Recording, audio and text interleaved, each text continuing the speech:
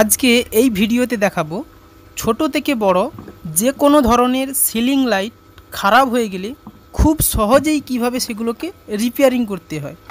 তো এই ভিডিওটি দেখলে তোমরা 5 ওয়াট, 7 ওয়াট, 9 ওয়াট, 12 ওয়াট এমনকি 15 ওয়াট পর্যন্ত যে কোনো সিলিং লাইট, নষ্ট সিলিং লাইট খুব সহজেই ঠিক করে নিতে পারবে।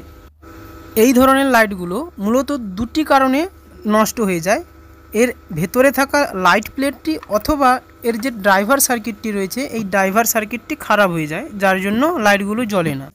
এই সিলিং লাইটটিতে ড্রাইভারের সমস্যা আছে নাকি ভেতরের লাইট প্লেটের সমস্যা সেটা বোঝার জন্য আগে এটাকে 220 ভোল্ট এসি লাইনে লাগিয়ে দেখতে হবে। তো এখানে আমি সিরিজ ল্যাম্প ইউজ করেছি। তো তোমরা সবসময় যে কোনো ইলেকট্রিক জিনিস সারানোর সময় সিরিজ টেস্টার ব্যবহার করবে।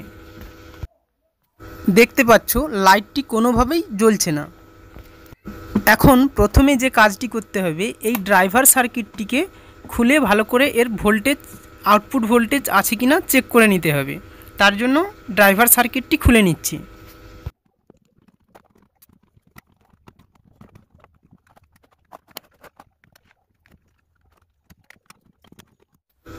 এখন এই সার্কিটটি থেকে আউটপুট ভোল্টেজ বের হচ্ছে কিনা সেটা দেখে নেব।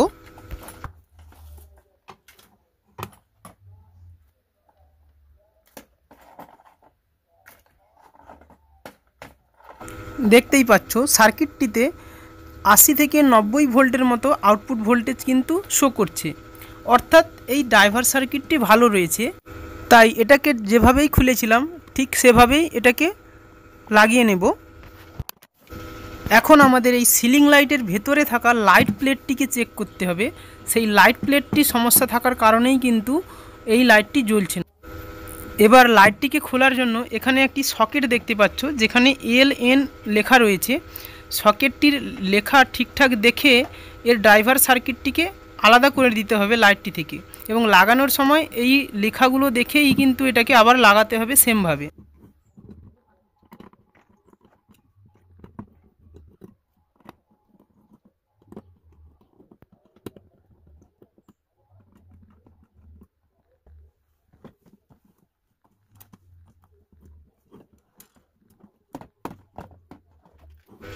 স্ক্রুগুলি খোলার পর এখন এটাকে খুব সাবধানে টেনে বের করতে হবে। কোনোভাবেই তাড়াহুড়া করে টানা যাবে না, তাতে কিন্তু ভেতরে LED প্লেট কিন্তু ছিঁড়ে নষ্ট হয়ে যেতে পারে। তার জন্য এটাকে হালকা হালকা করে টান দিয়ে এইভাবে খুলে নিতে হবে। এখন এর ভেতরে থাকা যে লেয়ারগুলো রয়েছে এই লেয়ারগুলোকে আলাদা করে নিতে হবে, এবং খেয়াল রাখতে হবে কোন লেয়ারটির পরে কোন লেয়ারটি আছে, কারণ আমাদের এটাকে লাগানোর সময় আবার ঠিক সেমভাবে এটাকে লাগাতে হবে। ভুলভাল লেয়ার লাগালে লাইটটিতে গ্লেজ আসবে না। এবার এর ভেতরে যে লাইট প্লেটটি রয়েছে, যেখানে অনেকগুলো SMD LED লাগানো আছে, দেখবে তোমরা কিছু কিছু SMD LED নষ্ট হয়ে গেছে, যার জন্যই কিন্তু এই সিলিং লাইটটি জ্বলছে না। তো এই সিলিং লাইটটিতে দেখতেই পাচ্ছ প্রথম থেকেই 4-5টি SMD কালো হয়ে নষ্ট হয়ে গেছে, যার জন্য লাইটটি জ্বলছে না। তো এই ধরনের নষ্ট এলইডিগুলো LED চেনটির অন্যান্য জায়গাতেও থাকতে পারে। তো তার জন্য তোমাদের ভালো করে পুরো LED স্ট্রিপ বা চেনটিকে খেয়াল করতে হবে। যেখানে যেখানে কালো SMD থাকবে সেই কালো SMDগুলোকে তোমাদের প্রথমে আগে খুঁজে বের করে নিতে হবে। এখন এই নষ্ট SMDগুলোকে SMD স্ট্রিপটি থেকে আলাদা করে দিতে হবে। তার জন্য তোমরা কাটার দিয়ে এই SMD LEDগুলোর উপরে হালকা করে প্রেস করলেই এগুলো ভেঙে এটা থেকে আলাদা হয়ে আসবে। তো এখানে খেয়াল রাখবে কোনোভাবেই যেন নিচের পাতিটি কেটে না যায়, সেক্ষেত্রে সমস্যা হতে পারে। তো এইভাবে আমি এই SMD প্লেটটির মধ্যে যতগুলো নষ্ট লাইট ছিল সবগুলোকে বোর্ডটি থেকে রিমুভ করে দিয়েছি। তো এখন একটি আয়রন দিয়ে এগুলোকে ভালো করে পরিষ্কার করে নেব। এবার এই লাইটটিতে এখানে যে SMDগুলো রয়েছে এই SMDগুলো ঠিক কত ভোল্টেজের SMD সেটা আগে চেক করে নিতে হবে, তারপরে এখানে নতুন SMD নিয়ে এটাতে লাগাতে হবে। তো তার জন্য আমি এখানে ডিজিটাল মিটার দিয়ে SMD LEDগুলো চেক করে নিচ্ছি কত ভোল্টেজের SMD এই লাইটটির মধ্যে রয়েছে।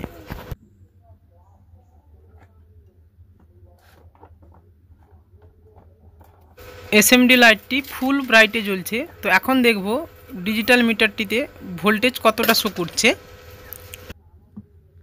তো ডিজিটাল মিটারটি আমি 3.2 ভোল্টেজে সেট করে রেখেছিলাম এবং 3.2 ভোল্টেজে এলইডি এসএমডিগুলো খুব ভালোভাবেই গ্লো হচ্ছে।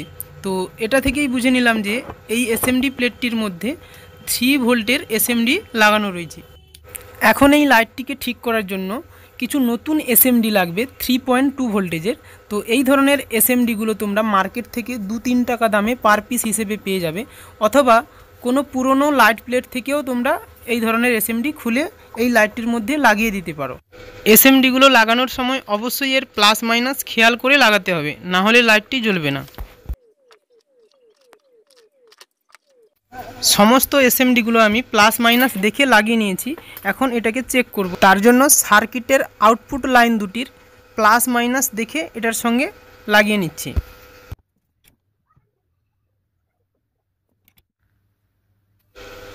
এবার এই সকেট দুটোকে একসঙ্গে কানেক্ট করে দেব।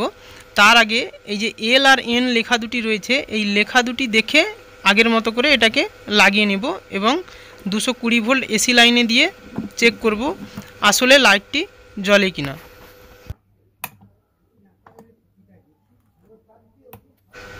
তো দেখতেই পাচ্ছ সুইচটি দেওয়ার সঙ্গে সঙ্গেই সিলিং লাইটটি খুব সুন্দরভাবে ফুল ব্রাইটে জ্বলছে।